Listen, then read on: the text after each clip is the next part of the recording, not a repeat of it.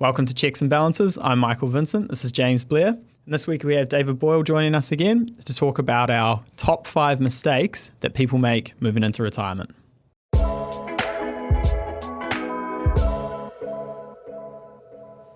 Okay, David, great to have you back again. James, good to see you. It's been a long time. So once again, David Boyle, Head of Sales and Marketing at Mint Asset Management, done a lot of work around the retirement sector in the past.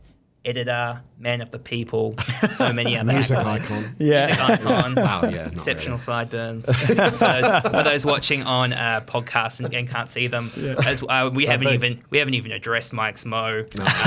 Mike, at some point you're gonna have to plug a Movember page in one of these. I actually don't even have one set up. It was more just the fact that my beard was so bad, and I thought it's November, so I can get away with a moustache. Can we, since I have to look at it every day, my productivity's dropped at the office 35% because it's very distracting. Can we at least raise some money as part of this? I'll give it a go. Well, yeah. You got to start on the 1st of November, and I'm assuming you didn't build that up. No, this is 1st of November. This was a cold start on the 1st of November. That's not a bad effort. I'm a bit jealous actually because I under lockdown I chose to grow a beard and it was pretty appalling. But that's impressive, mate. Thanks. Yeah. Are you claiming performance enhancing? Drugs, are you? I'm not sure what he's on, but maybe you can tell me later. Lance Armstrong's chemist in mind. We have a lot of that. Yeah. So it was actually my fiance Hannah who sent me an article. She's been doing a great job finding articles for us to talk about on these podcasts, and I've sent it to Mike, and that's today's topic. Is probably a couple of weeks ago, Stuff put up an article which was really interesting, going 5 common mistakes people make leading into retirement. So we've got 5 points to work through. Today, we're lucky enough to have David join us to give us his 2 pieces on the subject. Point number 1, gentlemen, is the failure to plan for retirees. What do we think? I know that many New Zealanders give it some consideration, but they've never sat down and kind of looked at the plan, and which means kind of what are their objectives and goals. So everyone is working, and we've got a lot of noise in our day-to-day lives. But we know that, and it's quite hard actually to sit down and write a plan. And there are plenty of places that you can go to get started. But also, if you can't be bothered, then go and get someone to help you with that. And by that I mean get a financial advisor to sit down with you and build a bit of a plan. Might cost a bit. It will cost some money, but it's a good investment to get you started, because without it, if you don't know where you're going, you're surely going to get there. It's pretty easy. And retirement, and I'm talking personally, it's not around the corner. I can see it ahead of me now. Like I'm 56 and I work in the industry. I think, crikey, what are the things that are going to be really important for me after I, decide to perhaps slow down at work and enjoy some of those other activities? Well, I won't unless I've got some money there to kind of support it. Yeah, and I think for a lot of people, there's a psychological block to actually building this plan. It is a really difficult thing to sit down and take stock and go, well, actually, you know what? My head's been in the sand a little bit. I've got a massive mortgage on the house that I'm not making much headway on. A couple of cars that are on finance. Kids are in school. It's costing me a lot. And it's almost easier just to keep the head in the sand and go, actually, I'm just going to keep ticking over because I'm too busy, as opposed to sitting down and going, I need to make this plan so that I know where I'm going to go and I know how I'm going to get there. Yeah, and in addition to that, Mike, you're right that some people also say to me, James, it's too late for me. I've left it too late. There's no point, which is just putting the head in the sand. There's others who go, it's too early. That's too far away. I'm not going to focus on it. And then at Lighthouse, probably we've got clients all over the place, but 30 to 50, we deal with a lot of clients in that market. And if you think about it, busy jobs, keeping up with friends, potentially young kids, not a lot of spare time. So do you want to spend your time planning for retirement? Yeah, I mean, going back to your point that you said, some people say, it's too late for me. It's never too late, actually. One of the big things that New Zealanders are underestimating is their longevity. By that I mean how long they're actually going to live for. Recently my mum passed away at 95. Now, if you told her 20 years ago she was going to live to 95, she wouldn't have believed that. So we're seeing New Zealanders ageing and ageing well overall, as long as you're in good health. But that creates another dilemma around, well, having money to make sure that you enjoy that time that you're around to, to maximise your retirement years. So that's why we're seeing a lot of New Zealanders working longer than 65. So don't put lines in the sand. Work out what's right for you, and you don't need to write volumes on this. You can just do it as a bit of a diagram and just work out what are your goals, what do you want to do, and then work back, because it's easy to work out what the number is that you're going to need once you know what your cost of living is going to be. Yeah, and just touching on that number, there was an article online the other day that was saying that for someone to have sort of choices in their retirement, they're going to need about 800,000 of assets to sort of maintain that or to achieve that. I don't want to poo-poo that article too much, but when we talk to customers, for a couple to have $100,000 of passive income in retirement, we sort of talk about $1.4 million of assets, and that's including super as well. And for the singles, we talked about this before, a little bit harder. You're going to need about $1.6 million of assets to get that 100K of passive income in retirement. So yeah, but all of that leads back to starting with the goal. What do you want to achieve? What does retirement look like for you? What is the lifestyle you want to maintain? And then working back from there. And look, when you throw those numbers out, I guarantee you anyone that you're talking to will just roll their eyes and think, well, I can't do that. Yeah. It's like, well, how do you eat an elephant? Or, which you shouldn't do because they're protected. But, you've got to approach this on a bite-sized approach. And I guess if you throw out that number, then people will say, well, I can't do that.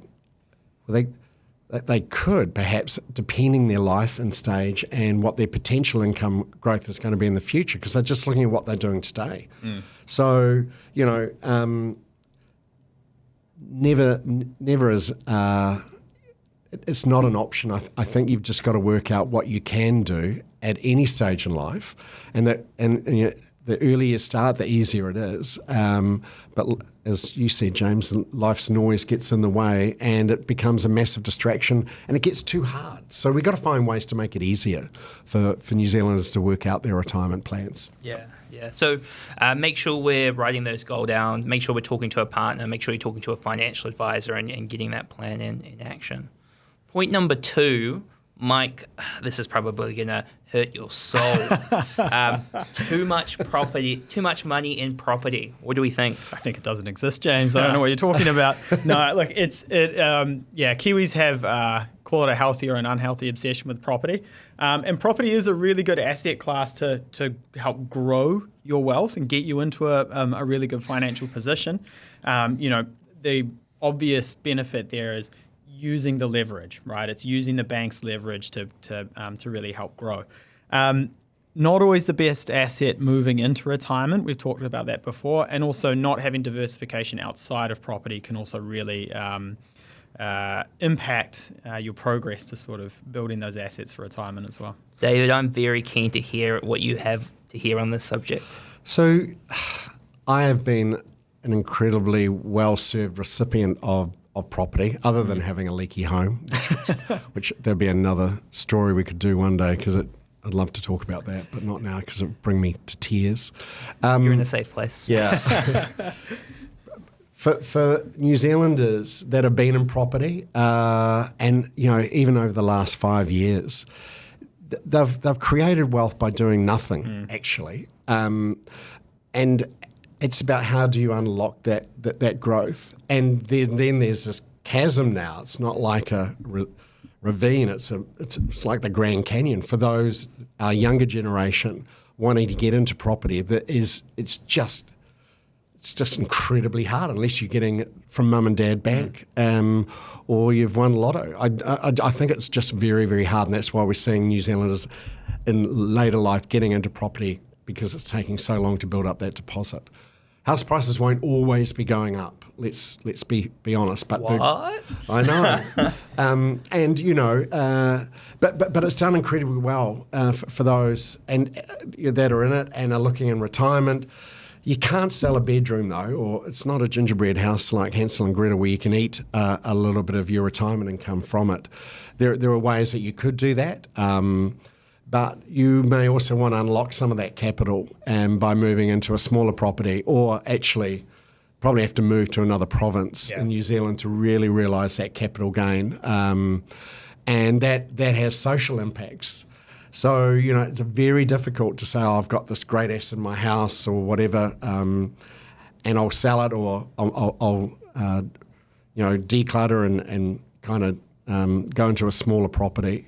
But you most likely want to be closer to shops, hospitals, and it's going to be more modern. So the difference that you might experience from reducing that capital gain of that property is could be smaller. Property, we're just infatuated by it, and it has proven to be very, very, very successful for a lot of New Zealanders.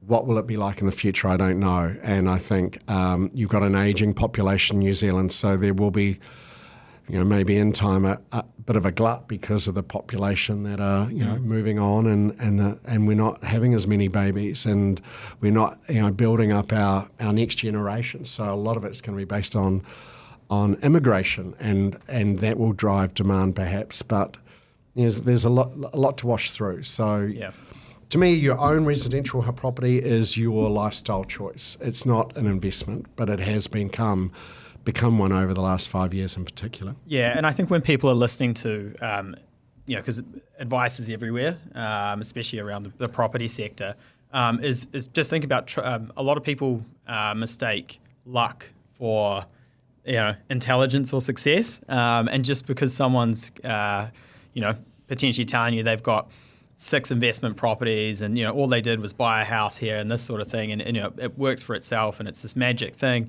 It doesn't necessarily mean that the advice they're giving you is correct. There's probably a fair bit of luck in there that, like David sort of said before, someone's owned a property and they've made money out of just doing nothing. I know a lot of dumb rich people. I know that sounds horrible to say. James, why would you look me in the eye as you say that? I look this way out the window. But to your point, and I also smile when you say advice is everywhere, because so many people are at the family. Like if you think of, I've lost clients or telling them to do the right thing, in my opinion, to their uncle at the barbecue who's told them to do something else. And a lot of those decisions have worked out really well because property is fundamentally around leverage. It's not, the return isn't the real benefit. It's the ability to borrow money from the bank. And for those that have done that, it's worked out really well. Yep. Let's move on to point number 3 in this article: investing too conservatively. Yes. Well, there's this terrible thing called inflation, which we don't see, and we're starting to see it now, but we don't see it in our day-to-day life on a regular basis. What we see when people investing conservatively is that predominantly they've had their savings in the bank or term deposits, and that's worked reasonably well. But over the since the credit crisis, and we've seen interest rates continually coming down and maybe just starting to get back up a little bit now. The buying power of that money has been diminishing, and inflation has been rising, and we've seen that over the last 2 quarters, if not probably over the last 12 months, where food, power, everything's going up. And if you don't have your money working hard enough to at least retain that buying power, then you're going backwards. And it's something that we've always underestimated, I think, as New Zealanders. And predominantly many of us have been very conservative in that approach. So that buying power has been diminishing. You might have that same dollar value and it's gone up a little bit, but to actually get what you want now is going to cost you more. And that has impacted many people's retirement circumstances. And that's that's a shame, because they do need to have their money working harder for them now, particularly during this time. Yeah, we've got this great slide in one of our presentations which talks about term deposits, let's say 2%, they're moving around a bit, don't know where they're at. Then you take off tax, you're at 1.5, then you take off inflation and your money's going backwards. And then if you're 30 and you've got 35 years to invest, but you don't like to see your money go up and down in value, maybe your parents or somebody you've spoken to in the past have been burnt by property, shares, whatever it might be, then the long-term implications of and how much you need to save just to break even with the benefits of compounding interest later in retirement is huge. Yeah, and that's why the gap of those that aren't in housing and those that are has grown significantly, because inflation has impacted property value, and same with demand. But we'll see that, I think, diminish with higher interest rates. The amount of debt that New Zealanders have and the impact of rising interest rates on the other side is going to have, some material impacts of repayment as well. Yeah. I think, as I said before, if you're underestimating your longevity, you need to make sure that your money's working harder for you, even probably in retirement, because you could be living another 30 years before you go to that next step. That's a really good point, David. And I think you alluded to it in maybe in a previous episode. People think, I've hit retirement, I'm going to put all of my money into the bank. That is not what you're going to do. If you're going to live 25, 30 more years and you've got a lump sum, you need that money making as much of a return for you within your tolerance for risk and goals. It's not the income retirement. You need to continue to be making a return. Yep. And, a really good financial plan ultimately is that you end up with nothing when you're not here anymore. Yep. I mean, and that actually means we've got to move away from just living off interest. And we've seen that happen actually with people in the bank. They just can't. So their lifestyle diminishes, which is no fun.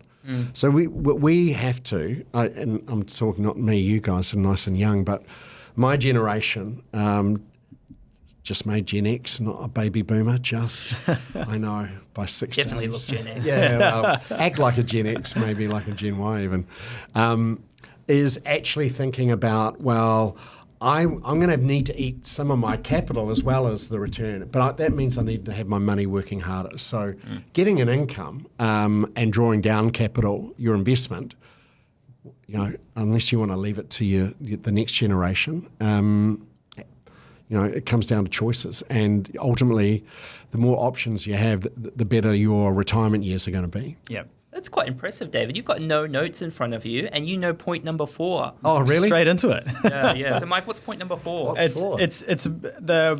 This mistake is around people trying to live off that the passive, the return that they're getting from their investment, and not actually eating away at that capital over time as well. Yep. Screw the kids. Yeah. So if you go back to my when I started looking at buying a house, I bought my first house when I was 22.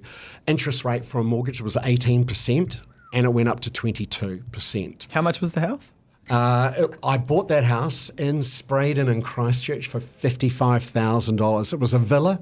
It was colder inside than outside, and Christchert is bloody freezing. So, David, I take that back. You're not seeming like a Gen X anymore. Definitely Tell got me that more. baby boomer vibe with the $55,000 purchase. And now I've got 32 properties, and it was in some ways wish I did. Maybe I was too conservative. But no, I use that as an example because at the other end of the scale, my mum, who put her money into term deposits, was getting 20, 23, 25% sometimes. And I was like, but inflation was running at 28, 30%. That's insane. So her buying power, she's thinking, get this great interest, but it wasn't keeping ahead of inflation, even when she's getting that great return. Where my property investment actually was inflation adjusted really because it was going up in value.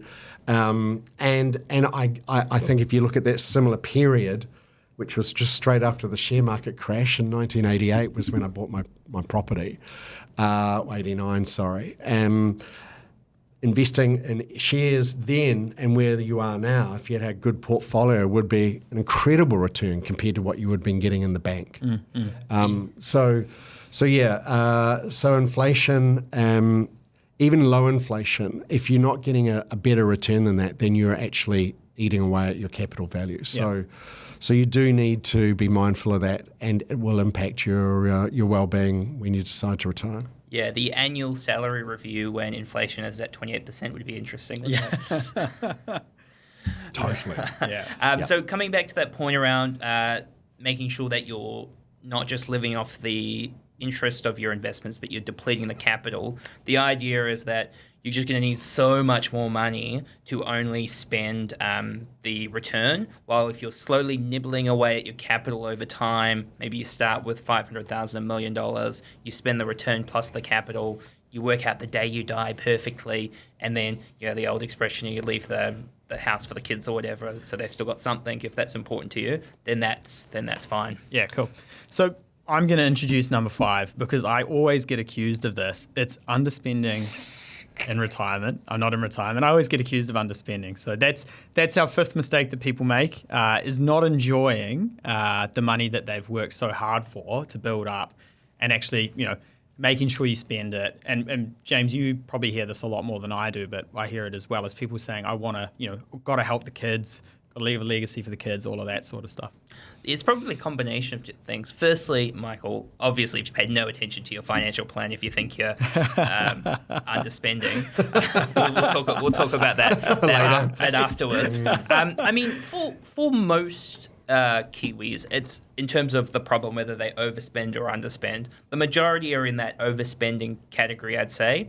But there are and this is where the financial plan is so helpful because it provides clarity, it provides peace of mind. If I saved X, then I can have Y in retirement. But for those that are saving too much or that they've built up in a large nest egg, the question becomes, people say, I've spoken to people, they want $10 million in retirement. And the question I always ask is why? What do you want it? What do you want it for? And making sure that you're not just thinking about having a certain amount or being worried about kind of your lifestyle and those sort of things, but you're having fun, you're enjoying yourself while you can.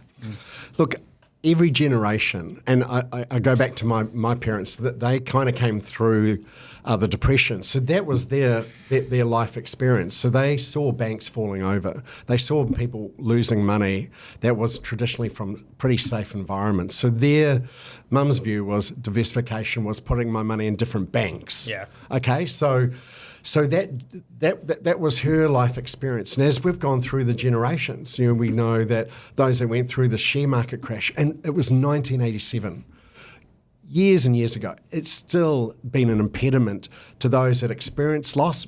Many of them lost money because they invested poorly, they were in bad companies, and they didn't get advice. But they then passed that negative outcome to their next generation, saying, shares are risky. It's really bad. Don't go into shares. And that affected a generation. And now we're in this next generation of, a younger generation that have had to pay their way to get education. And a lot of help probably from parents that they never expected would need to have saved for as well. But then how do they get into the property market? How do they get onto that ladder? It's just becoming... So every generation has got an environment of that's their truth. Yeah. At the end of the day, you don't need a lot of money in retirement to be happy. It comes down to your choices. And when I say a lot of money, it means actually working out what income you want in retirement. And I'm probably stealing from you, James, the theory of the 3-bucket theory, really, where you have long, medium, and short-term savings in retirement. So you can have a chunk of your money working harder, longer, that you don't need to worry about touch. So you just forget about it. And then you've got a medium part that's going to fill up the short-term 3 or 5 year bucket that you can spend it and actually use it and enjoy it. Because what is the point of dying rich, is my view. Can't take it with you. Can't take it with you. So enjoy the journey, not the destination. Yeah. So there are our 5 mistakes that retirees make. Failing to plan for retirement, too much money in property, investing conservatively, living off just their returns and not their capital, and underspending for some. Please make sure to give us a subscribe on YouTube, give us a review on Apple, and we'll see you next week. Cheers.